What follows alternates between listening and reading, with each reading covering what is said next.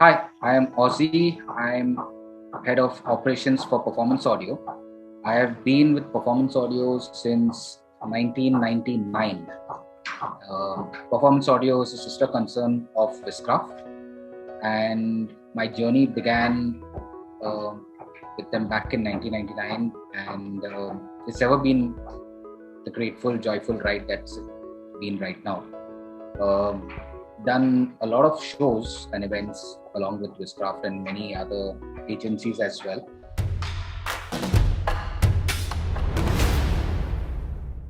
So the basics of sound, I mean, has evolved since the time we started off back in the days to today becoming a career.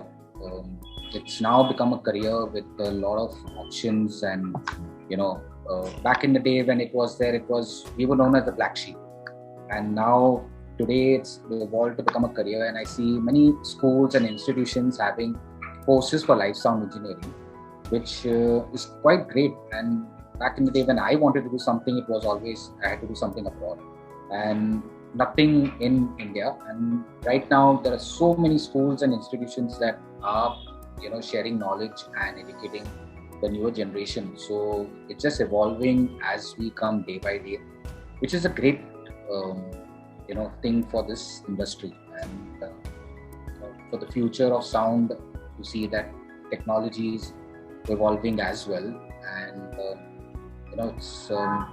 it's it's going to be a different journey from where we started off. Talking about technology, I'm come from the old school of thought and the old school of sound to moving now to the digital age, which is quite up there. Back in the day, we had point sources. Now we are working with line arrays, digital consoles versus the analog consoles. A lot of things have changed.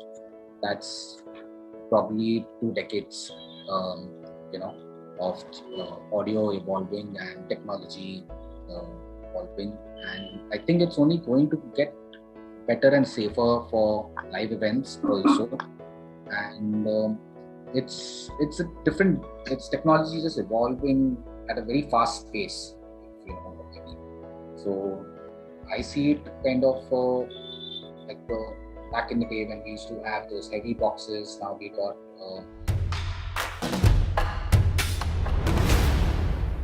the thing is that audio being a very important uh, point of an event, because uh, audio requires a lot of pre-planning as well, because any mistake in audio is always noticed and first looked upon. So because it's the first thing that somebody notices. If it's audio, the first thing the mistake will be like, oh, there's an audio issue.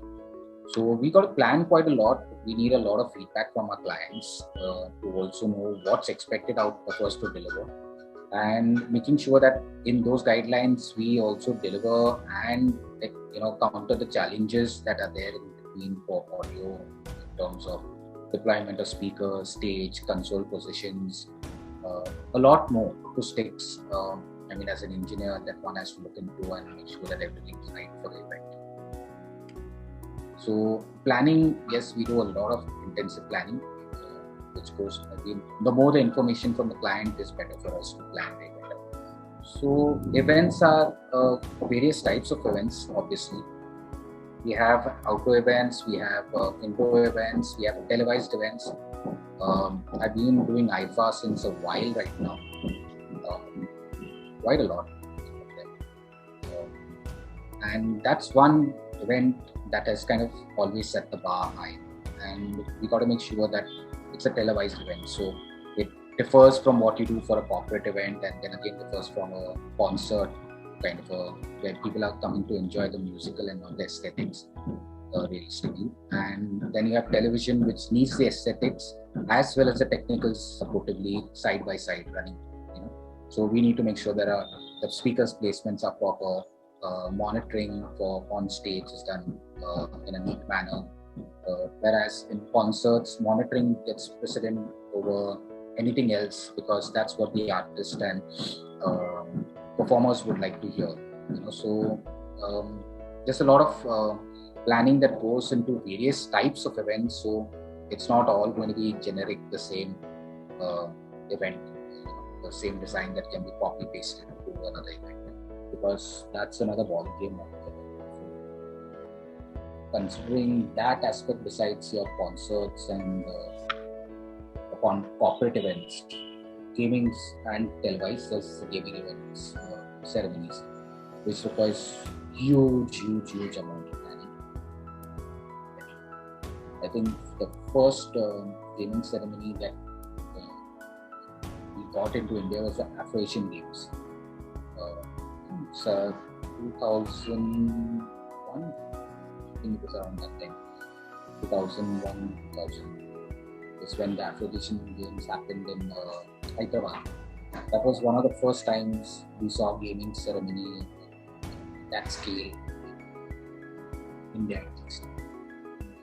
Post that, I think we did South Asian Games in Sri Lanka. Imagine an Indian company going all the way to Sri Lanka to execute South Asian Games, which was again a huge challenge because we used to get rains suddenly after putting up the PA, covering up the PA. We ran a show in the midst of rains. It's quite a challenge to see the ceremonies of gaming. Ceremonies have a different screen kind of audio. So yeah, that also you could plug it.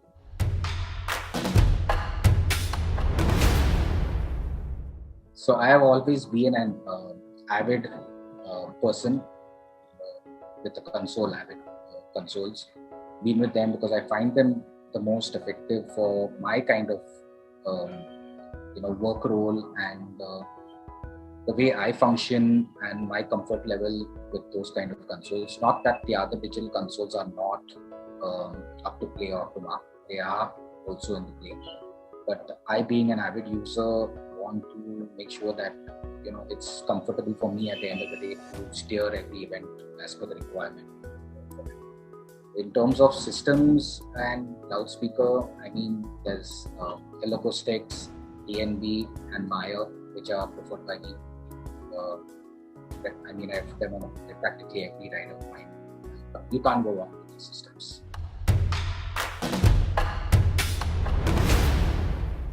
So a lot of the technology abroad is very much existent in India.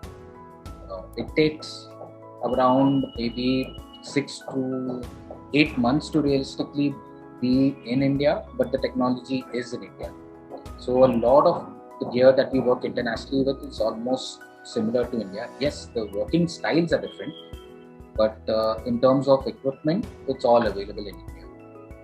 So I don't think we are far out from the international.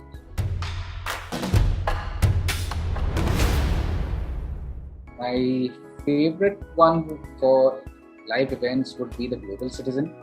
It was one of a hell of an experience to, just overlook a lot of things that was getting into the audio perspective for with Coldplay and all the other international artists, and the way it was done, the planning, the way things were structured, because it was fully an audio concert.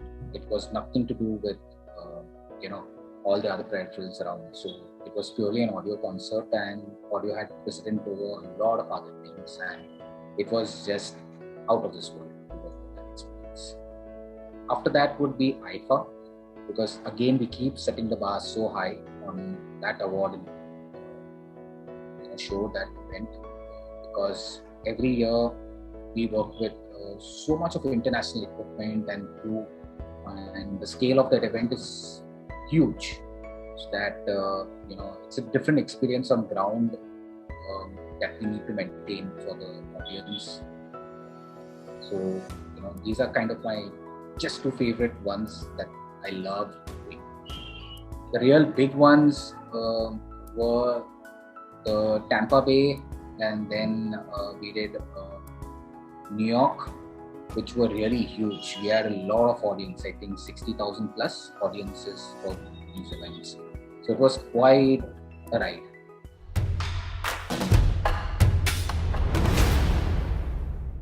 So technology has been evolving at a rapid pace.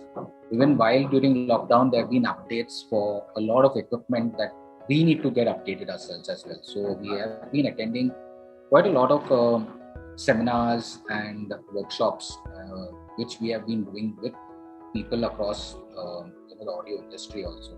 And a lot of knowledge sharing has happened during the space, which is really great, which we never had the time for. So, today the online platform has given us so much more that one can just join these kind of workshops and gain a lot of experience for audio, which happened during the lockdown. And it was generally a break for us since we didn't have any events happening. So next thing was educate yourself, check out what's new, getting out there in the market. And people were aggressive about putting their products out there. So they were organizing free workshops and sharing experiences with other engineers of other great international artists, bands, and it was great. That's where we all have to put forth our foot forward for this game.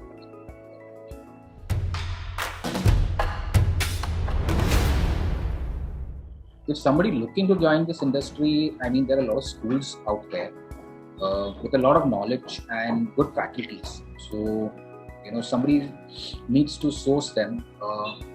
There are the Stag Institute in Bombay. There's,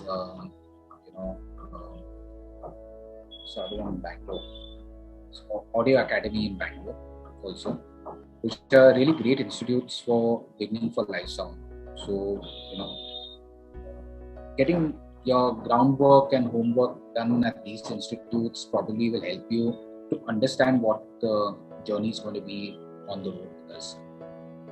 So, I think one should actually go to these schools, take an experience, take a tour, and then get an idea of what live sound is going to be.